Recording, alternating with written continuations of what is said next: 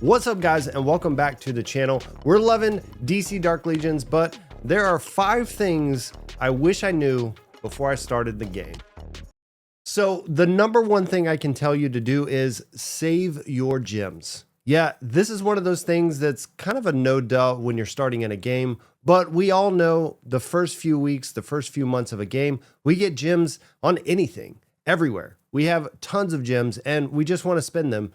And we don't realize that there's certain things in the game that come around a little bit later that you're going to want to save those gems for. So the one thing that happens on a weekly basis inside of DC Dark Legions is Interstellar Visitor. Now, this rolls around every single weekend and you can buy anvils.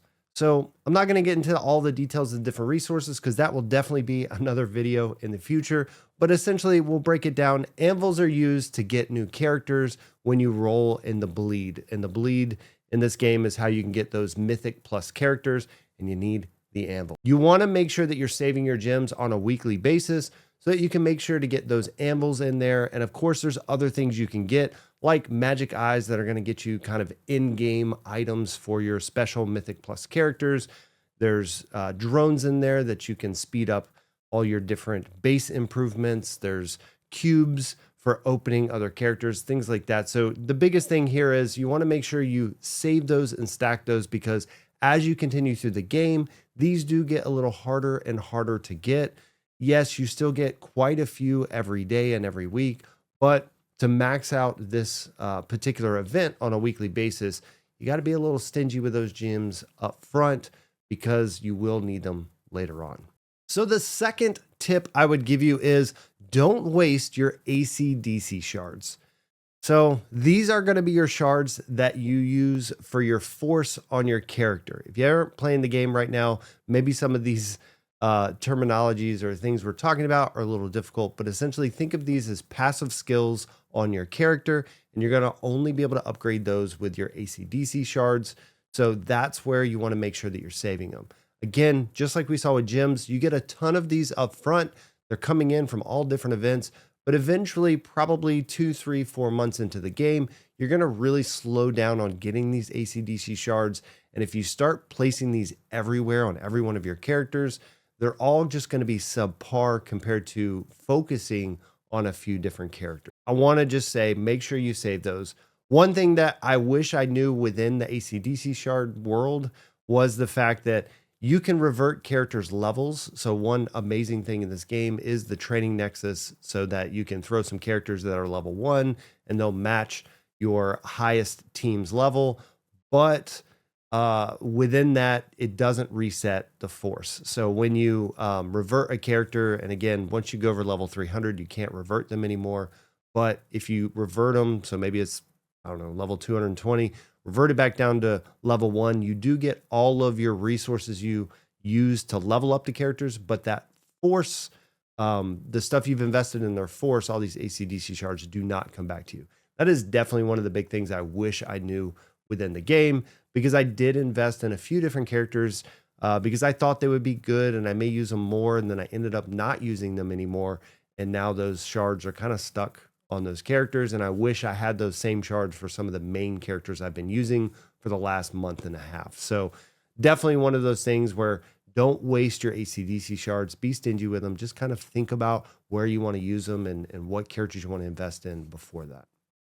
All right, so speaking of characters you want to invest in, my number 3 item is going to be find your team. So I'm going to look at this as 2 different levels, but the first one we're going to talk about is those characters. This is very important because there are like 50 characters in this game, and they continue to add more and more characters to this. So if you're investing in these characters, yes, the training nexus helps with the levels, but there's force, there's stars, there's gear, there's all this kind of stuff that you can put on your character. And you want to make sure that you kind of find your top team, your top 5 characters, and put everything into those. If not, what'll happen, which has happened to me, one of the top 5 characters that I have leveled up, I don't necessarily use as much anymore. And I wish it was a different character, because when you're doing these leveling up of characters, again, inside of Trading Nexus, they only go up to the highest level of your lowest of your top 5. So those 5 that you're investing in, whichever one is the lowest, that is the max level. Everyone is in your training room.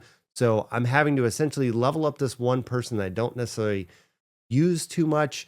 And instead, I could be putting it into a character that I care about, or maybe my main team was my 5 and they would be leveling up a little bit differently. So again, 3 of my main team are in my training nexus. So I may have 3 characters that are fully maxed right now, but those other 3 that are in the training nexus, they're not going to be maxed because they're waiting on the other 2 that I'm having invest in. So hopefully it makes a little more sense with the graphics I'm going to be showing on the screen.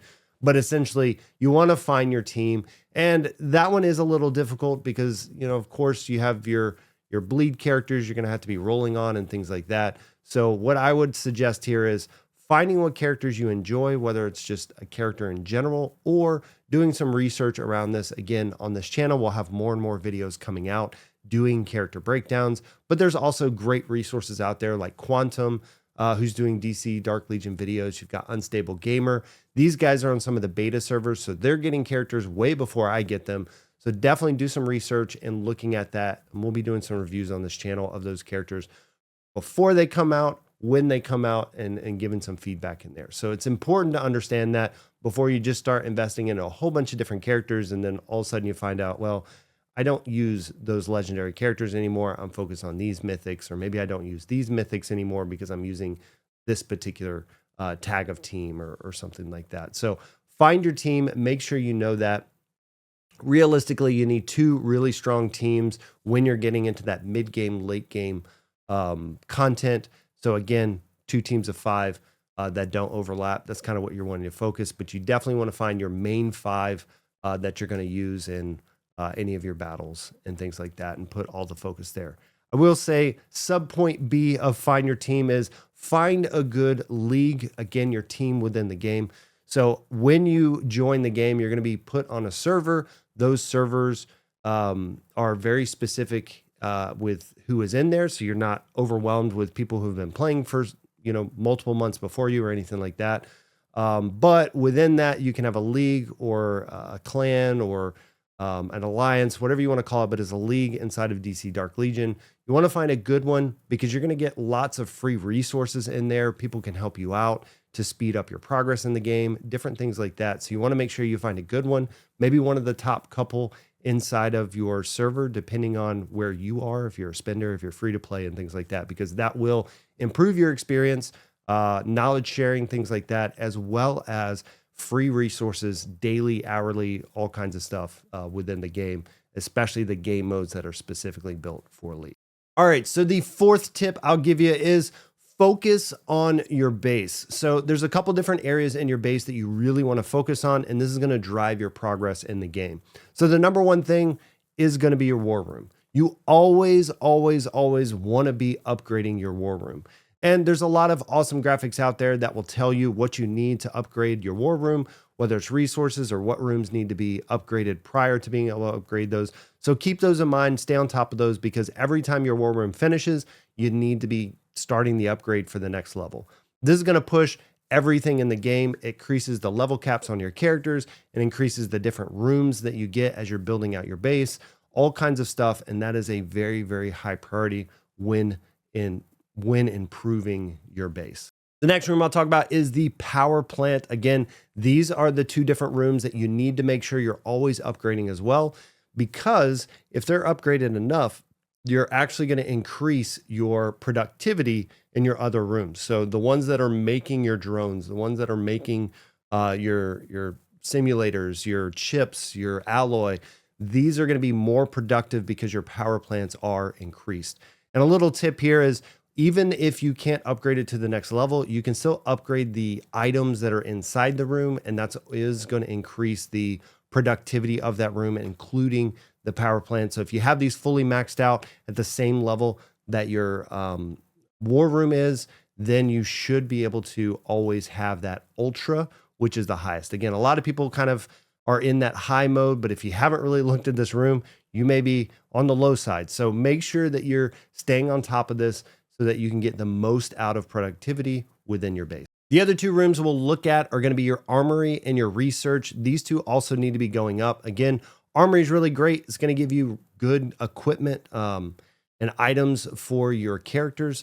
So the higher this goes, the better quality of stuff you get. And this one's a little tricky because in order to upgrade it, you are going to have to be creating items, throwing away items to get the resources back to upgrade this room.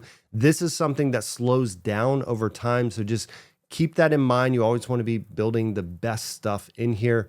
And like where I'm at right now, it's very expensive with alloy in order to make that equipment. So just kind of stay on top of that, keep it up with there so you can eventually get to the mythic and the mythic plus armor on your different characters. As far as research goes, there's a few different research pieces you definitely want to hit. And I am going to make a follow-up video for that one. So once that's up, I'll link it up here somewhere so you can check. But again, that'll probably be next week when I jump into that. So research is important. It's going to improve your teams because there's a bunch of stuff where you can increase their attack or their health. There's different things where you can increase the productivity in your base. So construction time, always super important. But this room definitely always needs to be researching something around the clock. All right, and my final 5th tip here is be patient. Now, I know just like everybody else, it's hard to be patient. You want to be the #1 person. You want your war room to be fully maxed out at level 35, but trust me, be patient in the game. It's going to help you out. If not, you're going to spend your resources in a bunch of places you don't want to, and you're not going to get maximum value out of it. An example of this is Supreme Commander. This is a weekly event that comes around, and each day you have to do something different, whether it's use alloy, it's level up characters with their stars, so using your shards or upgrading your equipment or opening cubes, whatever it may be. Those are the things that you have to understand are a weekly thing. And if you want to get max value in those events to get all that free loot that you're going to get, you have to be patient. Make sure you're only doing certain things on certain days. Again, I don't want to tell you how to play the game. There is no wrong way to play a game in general. I'm just saying if you're patient, you're going to succeed a little bit more, and your wallet's going to thank you for it. So you're not having to buy all that extra stuff just to get that one particular reward for that day. So keep those things in mind. Like I said, I'm going to be putting out tons of videos over the next few weeks, really going in deep diving on each of these different topics. But I wanted to put this video out so you guys could get a head start, or maybe you're already playing and these are tips that you can take with you as you continue to play to understand, how you can get more out of this game and how you can improve your experience within the game. So definitely, if you have another tip that I didn't cover or anything like that, make sure to leave it in a comment down below. Let me know what you think. Let me know if you're playing. Again, we're loving the game so far, and we're going to start streaming on this channel along with the Twitch. We've been streaming on Twitch for the past few weeks, a couple days a week, but we will also be streaming on here, going live with the game. So definitely be checking in here. If you haven't already done it, hit the sub button, hit the like button. We appreciate all you guys for supporting the channel. So until next time, guys, I'll take it easy.